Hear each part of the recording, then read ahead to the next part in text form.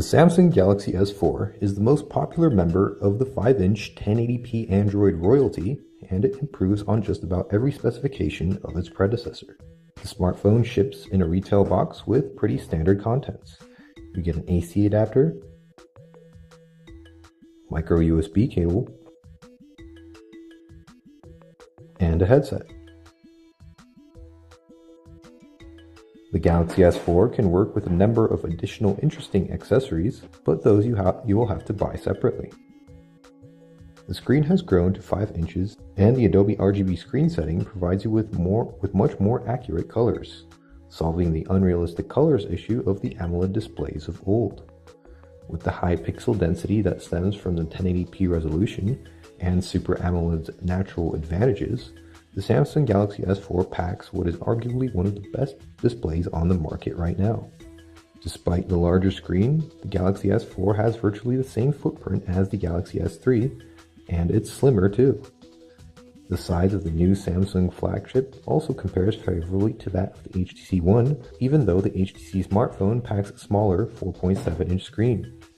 The plastic used for the Galaxy S4 has a hyperglaze finish similar to that of the Galaxy S3, but with a new, more sophisticated texture that changes depending on the angle you are looking at it and the available light.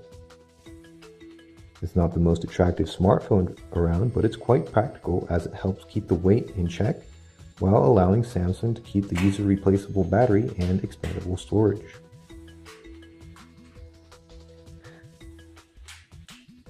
The bezel around the screen has gotten narrower, but there's still enough room for the 2-megapixel front-facing camera and a special IR sensor, both of which are important for features like dual shot and air gestures.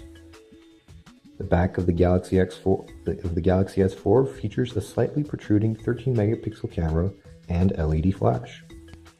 The top of the phone houses an IR emitter, which can be used to control TVs, AV receivers, air conditioners, and other appliances around your home. The Samsung Galaxy S4 launches with Android 4.22 Jelly Bean, the latest publicly available version of the Google platform, and it packs the latest batch of exclusive software from Samsung.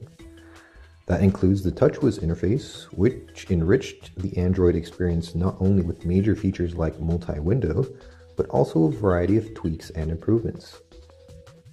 It starts off with the lock screen. It has widgets, a new feature in Android 4.2, and beautiful photos from TripAdvisor, which change automatically. The shortcuts on the bottom of the screen are disabled by default. The special Favorite Apps widget on the right has taken their place. You can re-enable them and switch the right widget to the camera as the default Android behavior. The home screen is virtually unchanged, save for a few widgets. Home screen panes can be managed with the usual pinch gesture, and you can have anywhere between 1 and 7 of them. One small change we noticed shows up when adding shortcuts or widgets to the home screen. Small thumbnails of all home screen panes show up at the bottom, complete with the silhouettes of the widgets on them. This makes finding an empty spot for the new widget so much easier. The notification area has been tweaked too. The usual arrangement of toggles, screen brightness slider, and notifications is still in place, but you can view all toggles at once, similar to Android 4.2. To access the full list of toggles, you need to either push the dedicated button when you have opened the notification area already, or simply perform a 2-finger swipe. You can rearrange the toggles, and the top row is always visible. The screen brightness slider can be hidden to save space too. The Samsung Galaxy S4 borrows a couple of features from the Note 2. One of them is multi-window multitasking, which can be enabled by long pressing the back key. It allows for 2 supported apps to run side by side on the screen.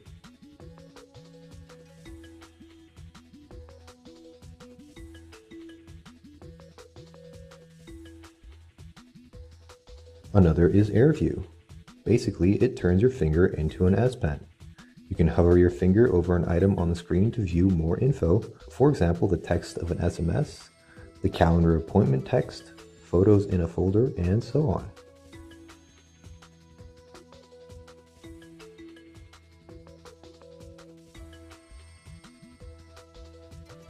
Air gestures are a completely new thing. In a Kinect-like twist, the Galaxy S4 can be controlled by waving your hand some distance in front of it. It can be used for scrolling, changing active tabs, skipping songs, and answering calls. The Smart Screen feature grew two new options, Smart Scroll and Smart Pause. The first is an accelerometer-based scroll that prevents accidental scrolling by disabling itself when you're not looking at the screen. The second option, perhaps the more useful one, automatically pauses video playback when you look away from the screen and resumes when you look back. The camera interface has been reworked and is now based on the Samsung Galaxy camera. The interface is greatly simplified and hides most of the features in the mode carousel, which offers helpful images and descriptions to help out new users. There are plenty of interesting features, but the ones to note are the dual shot mode and 360 photo, also known as photosphere. We have the Snapdragon 600 base version of the Samsung Galaxy S4 here, which is the version many countries will get. Samsung went with a higher clock speed, making the S4 the fastest phone we've tested. In theory, the Exynos 5 Octa chipset should offer even better performance, but we've yet to see about that.